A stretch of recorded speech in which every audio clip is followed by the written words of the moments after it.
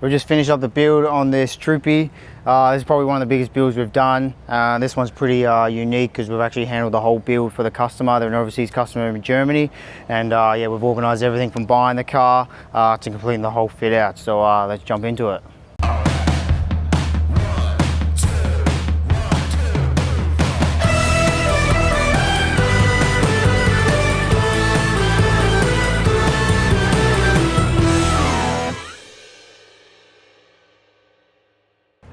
Yeah, so at the front here we've got the off-road animal Toro bar.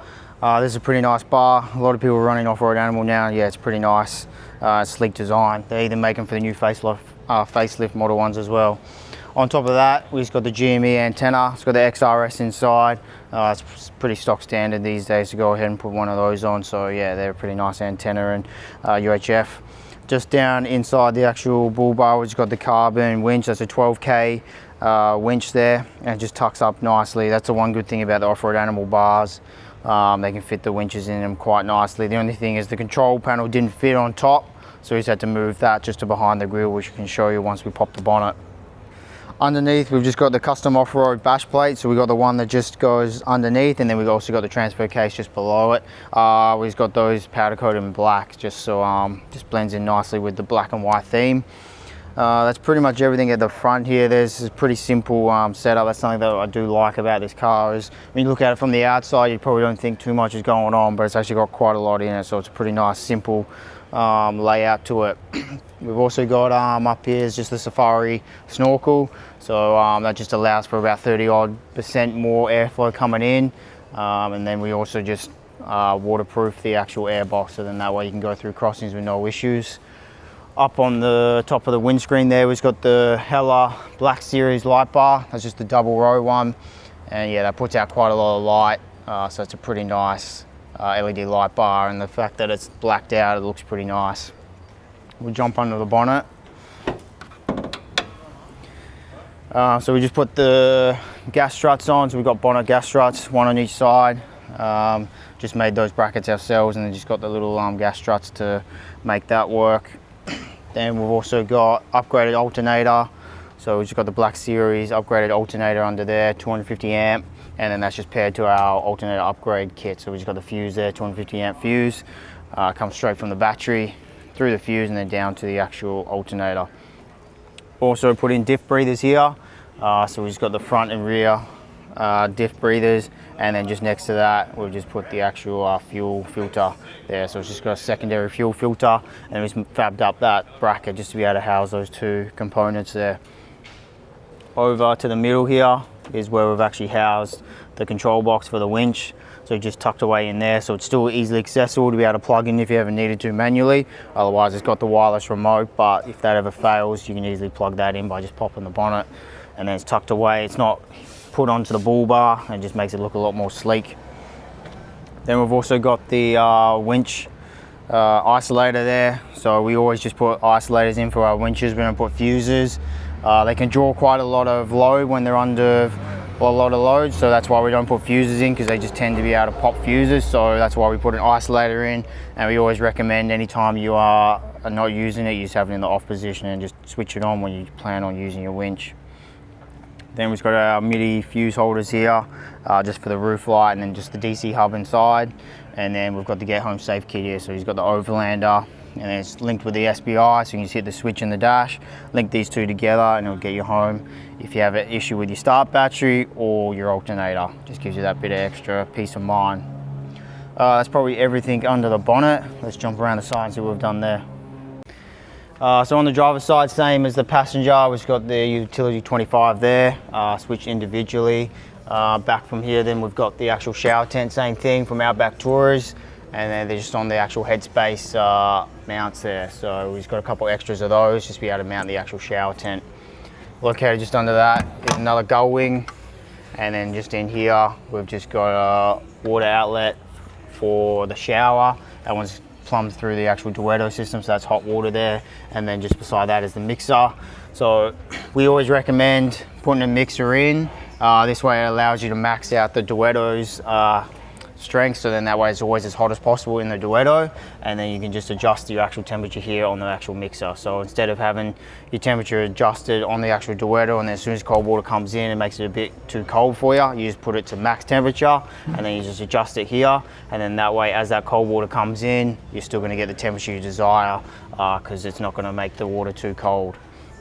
Then it's got the water pump there switch for one of them. It's got 2 water pumps. One for external pickup and then one for the tanks, so that's just one of the switches there, and then there's another one at the back that we can show you later. Then you got the National Lunar Light, same as the other gull wing, just on the side there. And then further back, so we've got a 15 amp inlet, so we've got a 2000 V8 multi-plus inside, which we can show you once we get in there. So we've just got the inlet here so we can get our AC charging, get up to 80 amps with the 2000 watts. So that's a pretty nice little unit there, and it fits nicely in the contours. So that's a nice thing about the 70 series. They fit in there quite nicely. Located next to that is another arc earth outlet, and then this one's just got air, water in, water out on this side, and then plus the Anderson as well. And then just up here, we've just got the sand flag. So that's just off our little bracket that goes off the conversions, and then it's just got the 1.5 meter sand flag there. That's pretty much everything for this side, so let's jump around the back and see what we've done there. Yeah, so jumping inside, so we've done the roof conversion from headspace. This is the basic model, and then they've just opted for a few upgrades, like just the front awning and that. So yeah, it's a pretty nice situation inside here. And then they've also gone for the Odyssey interior kit. We've gone for the touch 50 here, just on the side, and that controls all your Victron gear. And then just below that is just a little charge station. So we've just got 2 dual USBs, 2 SIG sockets, and then the 10 amp twin GPO there. Located just inside this compartment here is where the hot water unit is, and then there's just an RCD to turn it on and off. And then on the front side is where all the electrics are, along with the battery box in there. We can show you that when we get to the front. Just on the back side is the fridge, so we're just going for the upright Bushman 85 litre there, and then just got another GPO on the side there with an outlet for water and a switch there as well for the pump. That's pretty much for everything at the back here, so let's jump in the front, see what we've done there. Yeah, so starting at the front of the dash, we've gone the PVS switch insert there, just get some extra switches. So we've just got the UHF insert there, and we've got our light switches here, so we've got left, rear, and then right. And then we've also just got our water heater here, so when you're driving along, if you want to turn your water heater on 12 volt wise, you can just hit that switch there, and then it'll start heating up your water. You got your front and rear air lockers there, and then over on the driver's side, we've just got the actual driving light switch and then the air compressor switch there. And then we've also got the 1-stone armrest on each passenger and driver's side. And then you've got the shelf that comes with the actual headspace conversion there, so that's a nice little place you can put stuff up there. And then we've just got a little USB port up there, so then that way when they want to plug their Garmin Overlander in, they can just plug straight into that USB port just up there. Everything's probably really behind this driver's seat here, so we'll pop this open. So we've got the DC hub here. Everything's fused via the actual DC hub apart from the inverter that goes to the Mega that's inside.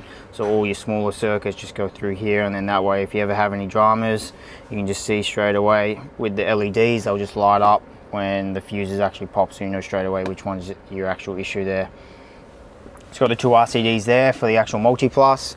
So same as always, you got to have an RCD for the incoming and then RCD for your outgoing. So it just goes from your inlet straight into the RCD, comes out of that, goes to the multi-plus, then comes back from the multi-plus, goes to the other RCD, and then from there goes to all the actual GPOs. So all 240 volt power is just handled by the multi-plus, so it just makes it super simple. You don't have to worry about it. It'll just automatically switch over for you when you do have shore power, and then as soon as you lose that shore power, it'll jump straight onto the battery. So it's just a nice simple system to use. That's why we always like using the multi-pluses for all our AC needs. Located just inside the battery box here, so we've just got the actual Victron Smart Shunt, that's the 500 amp shunt. Then next to that is the twin Mega fuse holder, that's really just powering the DC hub, and then the actual multi-plus. Just on the back wall here is all our Victron gear, so we've got the servo, the everything talks to the actual servo and then just relays that information to the Touch 70. So that's really all the servo's for. It's just to allow that Touch 70 to be able to relay all that information from all the different components. Then we've got a MPPT there for solar, and then we've got our Orion DC-DC charger there, and then located just in the back here, we're just going for the single 200 amp Amptron battery inside the gas tight compartment box there. Also, we've got dual switching, remote switching, sorry, so that's just located up the top there, the little control. So then that way, if they ever want to walk away and then be able to turn their lights off, and then as they're coming back, turn them on, they can do that via the remote switching there. And then just located behind the passenger seat is where we've actually mounted the multi plus. That's just a 2000 watt multi, and then that just allows for 80 amps of AC charging and then 2000 watts of inverter. So you can easily run induction cooking off that.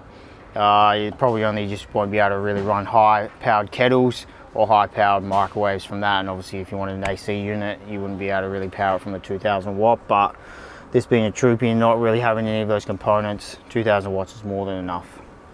So underneath we've just got the 2 water tanks, just a front and a rear one, and then they're just wired into the servo. So we've just got the 2 senders, one in each tank, 0 to 190 ohms. So then they'll just talk to the servo and then it'll relay all the information to the actual Touch 50. So you can always see how much water you've got in each one of your tanks. So that's a pretty nice feature as well.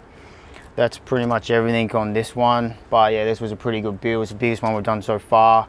Everything from organizing to help purchase the actual vehicle for the customer. We were able to buy this one actually unregistered, brand new from a dealer, so it was a pretty nice find, V8, so that's pretty rare these days to be able to find something like that. And then we were able to help them with everything, so that was the engineering of all the headspace, the GVM, sending it over the pits to get it all inspected, and then completing the whole build. So yeah, this was a pretty good build for us, and yeah, it was good to work with an international customer, and yeah, it was a nice build.